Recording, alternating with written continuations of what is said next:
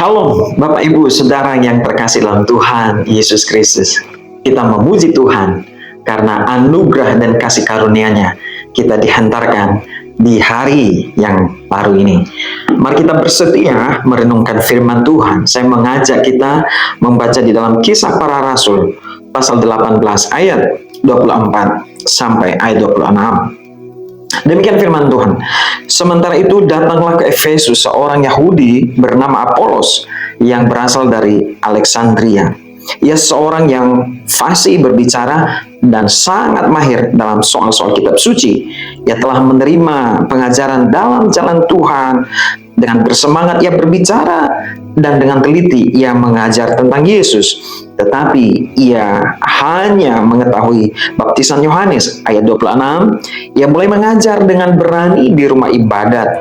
Tetapi setelah Priskila dan Aquila mendengarnya, mereka membawa dia ke rumah mereka dan dengan teliti menjelaskan kepadanya jalan Allah. Puji Tuhan. Judul renungan kita di pagi hari ini adalah keluarga yang mengasihi pekerja dan pekerjaan Tuhan. Bapak Ibu, jelas dari teks yang kita baca menemukan seorang hamba Tuhan bernama Apolos datang ke Efesus dan dia mengajar tentang Yesus.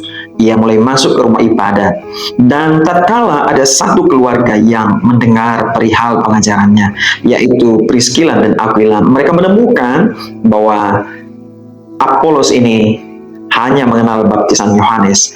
Dalam pengajarannya ada hal-hal yang belum ia ketahui. Saudara yang terkasih dalam Tuhan Yesus Kristus, keluarga Priskila dan Aquila ini, mereka tidak mengkritisi untuk menjatuhkan, tetapi mereka memiliki sikap yang sangat-sangat mulia sekali, yaitu mereka memanggil daripada Apolos dan membawa ke rumah mereka. Dan di sana mereka dengan teliti mengajarkan kepada Apolos apa yang kurang dari apa yang dipahami Apolos, supaya kemudian tatkala ia pergi memberitakan tentang Yesus, ia memberitakan pengajaran yang lengkap. Kita dapat belajar dari keluarga Priskila dan Aquila ini. Bukan keluarga yang tiada masalah. Mereka terusir dari Roma oleh karena dekret daripada Kaisar Claudius. Mereka tidak hanya itu saja, mereka ini adalah pengikut pengajaran Yesus. Dan mereka dari latar belakang orang Yahudi, tentu mereka minoritas. Mereka bisa saja ada dalam tekanan-tekanan sosial daripada orang-orang di sekeliling mereka. Kemudian di dalam Alkitab tidak dicatat bahwa mereka ini memiliki anak. Dan beberapa komentar mengatakan bahwa mereka tidak memiliki keturunan. Bapak Ibu, kalau melihat kondisi keluarga ini sangat kompleks untuk dikatakan punya masalah. Tetapi apa yang terjadi dengan mereka? Mereka tumbuh dengan masalah itu, dan oleh masalah itu mereka dapat maju melewatinya, dan mereka memiliki kehidupan yang berkarakter dewasa ketika menghadapi situasi. Dan situasi yang ada sekarang, mereka menemukan satu hamba Tuhan yang kurang dalam pengetahuan tentang pengajaran. Sekarang mereka mungkin pernah tertolak oleh karena iman mereka. Sekarang Bapak Ibu, mereka justru terbuka kepada hamba Tuhan yang memberitakan tentang iman kepada Yesus. Mereka mengajarkan apa yang kurang dari pengetahuan Apolos. Itu juga pertanda bahwa mereka ini bertumbuh dalam kebenaran firman Tuhan.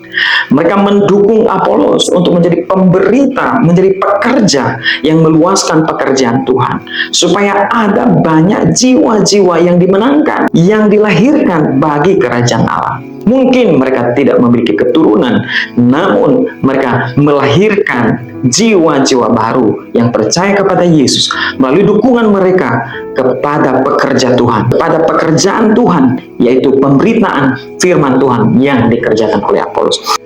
Kisah daripada keluarga Priskila dan Aquila sungguh menjadi contoh bagi kita untuk kita bisa meneladaninya. Kita bertumbuh beriring dengan masalah, kita dikuatkan lewati masalah, bahkan kita tangguh di dalamnya, dan kemudian menumbuhkan karakter kedewasaan, bahkan ketangguhan iman. Dan oleh pertumbuhan di dalam kebenaran firman Tuhan, akhirnya kita kemudian menjadi orang yang mengasihi pekerjaan Tuhan. Kita mendukung para pekerja Tuhan, kita mendukung pekerjaan Tuhan, kita memperlengkapi apa yang kurang dari para pekerja dengan apa yang kita bisa lakukan.